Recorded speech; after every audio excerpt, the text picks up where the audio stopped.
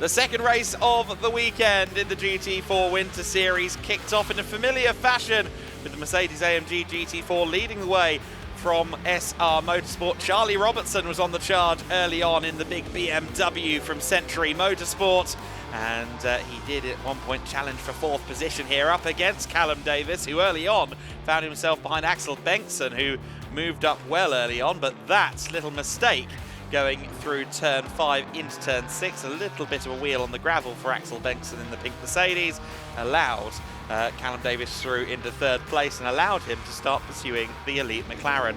Further back, Joachim Bolting was making some progress. He got held up on the first lap after Baudouin Detou's Aston Martin Vantage slowed down and unfortunately had to be withdrawn after just one rotation of the circuit. He was working his way through. Meanwhile, Axel Bengtsson was doing his best to fend off Charlie Robertson, who was looking purposeful in his mirrors. Further back, we saw some battling between the likes of Franz Linden and Nico Grundl. That was Ismail El-Hali actually having a look there to his inside. Joachim Bolting continuing to make places. He was past Luis Acala there for 8th position at that time. Meanwhile, Callum Davis kept looming large in the wing mirrors of Mackenzie Cresswell. It was very entertaining to watch those two battle. This is Nico Grundl in the similarly liveried WNS Motorsport car, getting himself past Luis Acala there with quite a big move into the final corner. GT4 Spec Caymans and Trophy Club Sport Spec Caymans fighting among each other, even though they are of a slightly different specification, and some great racing. El-Hali making more progress here, getting past Franz Linden as the American driver finds his way by for another overall place. Charlie Robertson was still cutting a frustrated figure behind Axel Bengtsson at about half distance in the race, but finally the door beckoned open going into T11. Very nicely done. The position is made by Charlie Robertson, definitively in that case. J-Mo Hartling got past Cedric Fuchs, who would ultimately, of course, win in the Cayman Trophy class. And this was where it started to get very interesting between Callum Davis and Mackenzie Cresswell. Cresswell starting to put the odd toe wrong. I won't even say a full foot was wrong, but it was enough for Callum Davis to start pressuring the rear of the 77 Elite McLaren. It was McLaren Artura on McLaren Artura, side by side as they ran through T12.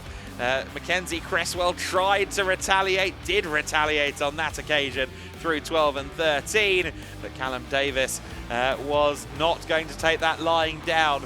Made Mackenzie defend turn 1. Mackenzie ended up drifting wide, and it was side by side throughout a huge majority of the lap. Cresswell back to the inside at turn 5, got it done there, and was holding the position through 7 and indeed into turn 8 here in the middle sector of the circuit. That was it for a little while. Mackenzie Cresswell, though, was clearly still feeling the pressure and extending the track at times, trying to make sure he could get the run off the corners. Maximilian Schreier was now on the rear of Axel Bengtsson for P5 overall, and they did exchange places on a couple of occasions, but this was the definitive exchange between Davis and Cresswell. Turn 11, final lap. Davis saw a door open and he dived through it, and then equally also at turn 11, Axel Bengtsson got back through on Schreier, and they would switch positions a couple of more times, I think, even after that. But Callum Davis claimed second place. Enrico Ferderer won at the front. We didn't see much of him ultimately, but he did win the race fairly commanding fashion for the SR Motorsport by Schnitzel-Alm team, which means that they continue their 100% streak for this weekend. Callum Davis in second position, the 812 Rafa Racing by Racelab car. Mackenzie Cresswell in third position. Charlie Robertson for Century Motorsport fourth in the Invitational BMW M4 GT4 Evo. Axel Bengtsson in fifth position for BWT Muka Motorsport. In sixth place, Maximilian Schreier for WNS Motorsport. Joachim Bolting for Plusline Racing in seventh place. Cedric Fuchs in the 110 SR Motorsport by Schnitzel-Alm car in eighth. Nico Grundl in ninth place. Luis Acala rounding out the overall top 10 for SR Motorsport by Schnitzel-Alm Racing. Continuing on down the order, of course, the Cayman Trophy battles, the other battles throughout the order continuing on. Ismail Elahi in 11th place, Franz Linden in 12th, ultimately ahead of Oscar Rinzovic, Karzewski, Tilogos rounding out the finishing order, and Baudouin Detu unfortunately not getting to complete more than one lap in his sprint for Racing Spirit of Le Mans.